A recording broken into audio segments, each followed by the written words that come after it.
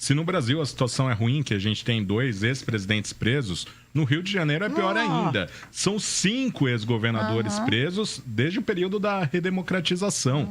Então, só não foram presos o Marcelo Alencar e o Brizola, que morreram, e a Benedita da Silva. O resto, Antony Garotinho, Rosinha Garotinho, o Pezão e o Sérgio Cabral Filho já estavam presos e agora o Moreira... Já foram presos, né? E agora o Moreira Franco também. E só para falar também uma informação sobre a prisão do Moreira Franco, um táxi foi usado na perseguição.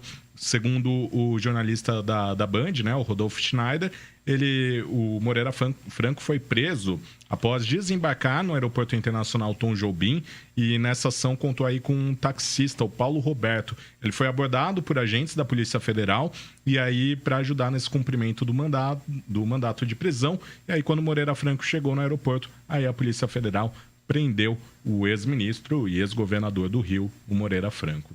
Então, o mandado dele também é um mandado de prisão preventiva, assim como o do Michel Temer, né?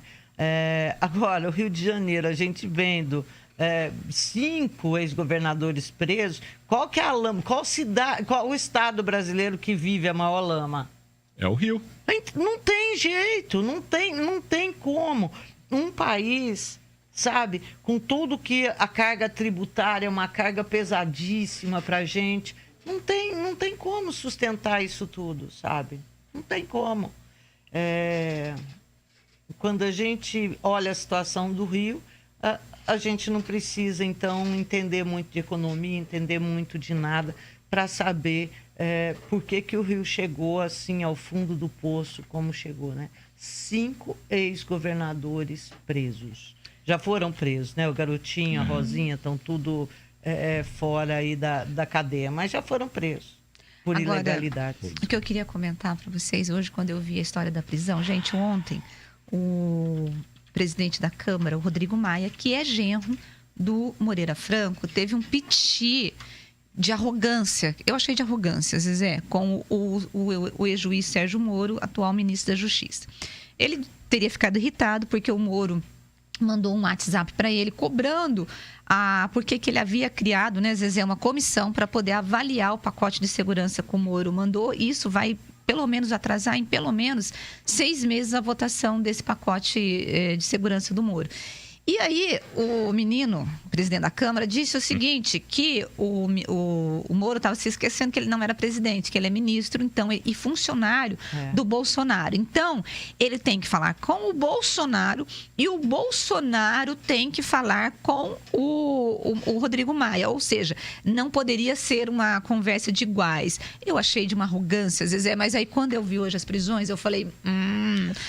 Eu falei, será que é vingancinha? Porque não é vingança, porque o Moro já não está mais cuidando desse processo, né? Mas chegaram a falar que Faria, ele está falando no blog dele no UOL justamente sobre isso. Pânico no Congresso, operação da PF seria contra-ataque de Moro a Maia. Então, imagina, de jeito nenhum, imagina.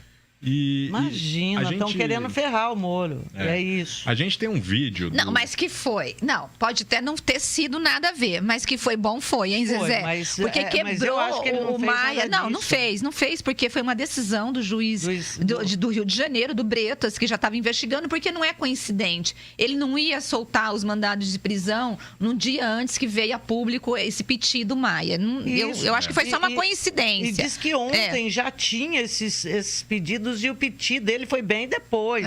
Ontem já tinha o esquema montado. Mas que eu gostei, porque eu achei de uma arrogância. Não estou defendendo o Moro aqui, não é isso, Zezé. Mas qual é o problema de um presidente da Câmara conversar com o ministro? Qual é o problema do ministro fazer uma defesa de um pacote tão necessário pra gente, Zezé? Que o brasileiro quer tanto, né? Que a questão da violência. Ninguém aguenta mais. Gente, hoje, não sei se vocês viram, não tem nada a ver, mas é bem rapidinho.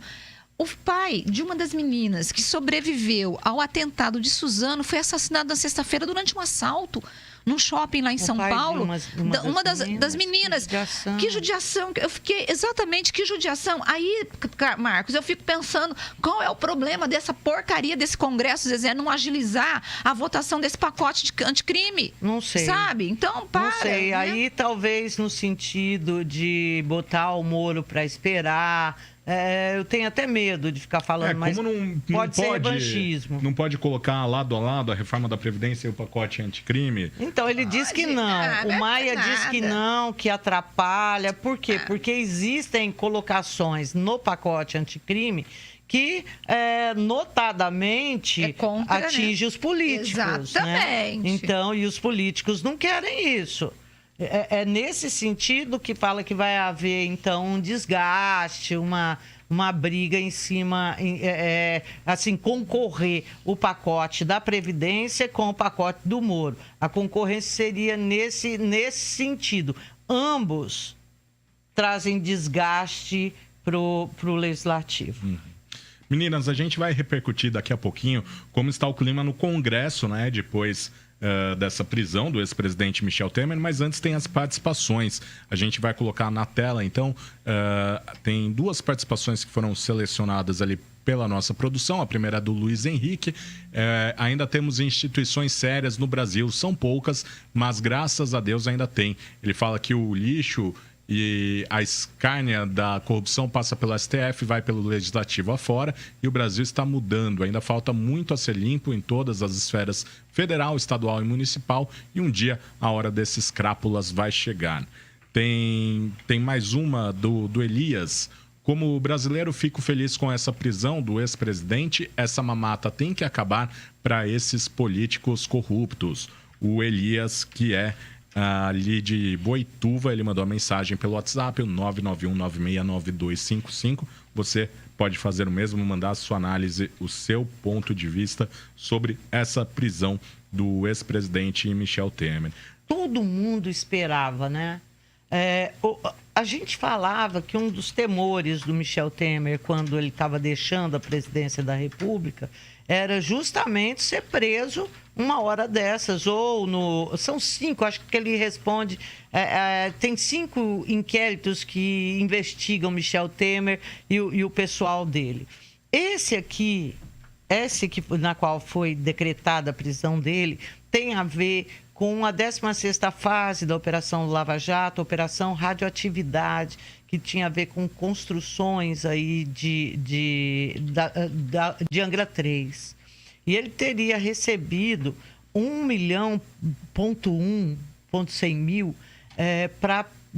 por meio daquela Argeplan, que era do tal Coronel Lima, que seria o testa de ferro dele. Então, esse cara, ele tem uma construtora e que entrava em licitações, ganhava essas licitações e aí... só que, na verdade, era um grande testa de ferro, porque a empresa, a participação mesmo, era do Michel Temer, que ficava aí com a grana e com... Então, tem a dó, né, então, gente? E o cara da Engevix que fez a delação foi justamente nessa história que você está falando, desse 1 milhão, que ele trouxe documentos comprovando, entendeu? Porque a Engevix estava envolvida na obra de Angra 3. Isso. Então, ele que tinha esses documentos e ele fez uma delação premiada com a Polícia Federal, tá? O Ministério Público não quis a delação dele, mas ele fez com a Polícia Federal e então deu subsídios para que fosse decretada essa prisão. Ele deu provas, porque com a Polícia Federal parece que as delações são mais exigentes. Então, eles têm de apresentar provas. E foi isso, gente. Foi isso, o pau comeu. Zezé, a gente, assim que teve a notícia, né, da prisão do ex-presidente Michel Temer, nós entramos em contato com alguns parlamentares aqui da nossa região. Eu consegui falar com o deputado Carlos Sampaio, do PSDB. Ele falou que não ia se pronunciar porque estava resolvendo problemas pessoais. E o deputado do Partido Novo, o Alexis Fontaine, ele gravou um vídeo falando a impressão que ele teve da prisão do ex-presidente Michel Temer. Acabamos de receber a informação de que Michel Temer e alguns membros do seu governo foram presos. É lamentável ver presidentes serem presos num país, como aqui no Brasil, que temos Lula preso e agora Temer. Mas, por outro lado, nos deixa muito felizes e satisfeitos de que as instituições estão funcionando, independentemente da pessoa ou do cargo. As instituições têm que investigar fatos. que podem chegar a pessoas. Por isso, nesse sentido, a gente se sente confortável de que o Brasil está cumprindo o artigo 5º da Constituição, onde todos somos iguais perante a lei. E já teve políticos saindo em defesa também do ex-presidente Michel Temer. Não, eu quero deixar... Quem que você acha que sairia em defesa do Michel Temer, Rose? Mas qual cargo? Político. Um político. Marum. Ele. Até vou procurar aqui o Facebook do Marum para ver se ele já escreveu alguma coisa. Ele considera que foi um abuso de autoridade. Agora, diz ele. o MD... Não sei por que ele foi preso, mas foi um abuso de autoridade. Não foi? Não, Marum, não foi. Não foi. A justiça ele tem que chegar para todos. Até hoje, a justiça chega para pobre, para preto, para alguns. A justiça tem que chegar para todos, porque se chegar para todos indiscriminadamente, o pessoal vai ver que, bom, pode ser que eu me dane por causa disso. Mas hoje, o poderoso, ainda hoje, 5 anos depois da Lava Jato, o poderoso ainda acha que... Ô Zezé, e outro que comigo não vai acontecer falou nada. também mais ou menos nessa linha, como abuso de autoridade, espetáculo midiático, foi o senador Tasso Gereissati, do PSDB do Ceará. Ele também saiu aí em defesa do ex-presidente Michel Temer. Sério, Tasso. É por isso que o PSDB está aonde está. O PSDB há muito já não fala mais a linguagem, né, do brasileiro. Que tinha o PSDB como uma opção, que tinha o PSDB como... Teve, né? A ponto do Aécio Neves, quase vocês se lembram? Eleito, né? Aécio Neves quase foi eleito. Faltaram 3 milhões de votos para ele ser eleito no lugar da Dilma Rousseff. Agora, já pensou o tanto de gente arrependida que ia ter se esse homem tivesse sido eleito? Quando o pessoal ouviu ele também, aliás, na mesma ali, no mesmo saco em que foi pego o Michel Temer, falando o que falou pro Joesley Batista, foi pego também a Aécio, usando aqueles termos, rindo da cara do brasileiro, e para poder passar a mão em 2 milhões de reais. Olha... Gente Zezé, do céu. o Aécio Neves também se pronunciou. Ele falou, vamos aguardar, toda prisão que é tecnicamente justificável tem que ser compreendida. Foi a mensagem aí. Não entendi nada do que ele falou. Explica de novo. Toda prisão que é tecnicamente justificável tem que ser compreendida. Mas gente, o fato é o seguinte, todo mundo, na hora que aconteceram as prisões que estavam acontecendo, logo quando estourou, os políticos do MDB desligaram o celular, ninguém atendia celular, ninguém queria falar nada, né, sobre o caso. O MDB soltou uma nota dizendo considerar um abuso a prisão e que espera que a justiça restabeleça o direito de se defender, aquela coisa toda. O Congresso, no momento da prisão, segundo informações, estava esvaziado.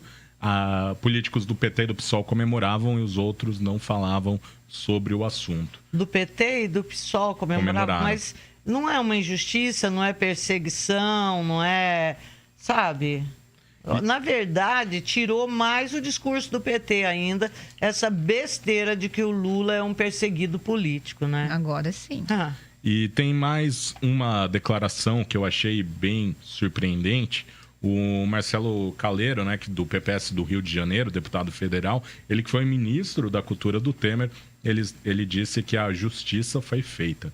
Então aí nem mas todos... Mas Calero, ele deixou... saiu daquele jeito meio tumultuado, né? Meio não, completamente. Ele saiu porque o Gedel Vieira Lima queria que ele liberasse uma obra ali no entorno do Centro Histórico de Salvador, né, tombado pelo patrimônio histórico, porque o Gedel tinha 33% do empreendimento. E o pessoal do Temer, em vez de chegar junto ao Gedel e falar pega leve, porque ele era ministro da Cultura, o Calero, ele pega e fala, olha, vê o que você pode fazer, mas bem feito, eu ia rir à toa também. Zezé, Rose, temos mais 3 participações para colocar na tela dos nossos telespectadores que estão mandando mensagem pelo WhatsApp, o 991969255. A Vânia, ela fala que concorda que devem ter as prisões, mas do que adianta prender se o dinheiro que foi roubado não volta mais para o Estado? Estamos vendo as prisões, porém o retorno do que foi roubado onde está. Tem mais uma... Volta. Muito desse dinheiro a Lava Jato recuperou. Né? Então, rola sim de voltar. Não volta tudo, mas volta. É por isso que há o bloqueio dos bens dos réus, né? Então, quando ele já dá o mandado de prisão, também já dá o bloqueio de bens, principalmente no valor daquilo que foi denunciado, de que foi roubado, e volta assim. A Josi também falou, vendo essas prisões, minha esperança se alegra em saber que a justiça está acima de todos. E tem mais uma participação do Weber. Que bom que mais um político corrupto foi preso. Talvez assim conseguiremos um país justo. Esperamos que ele devolva todo o dinheiro roubado, Weber, que é de Itu.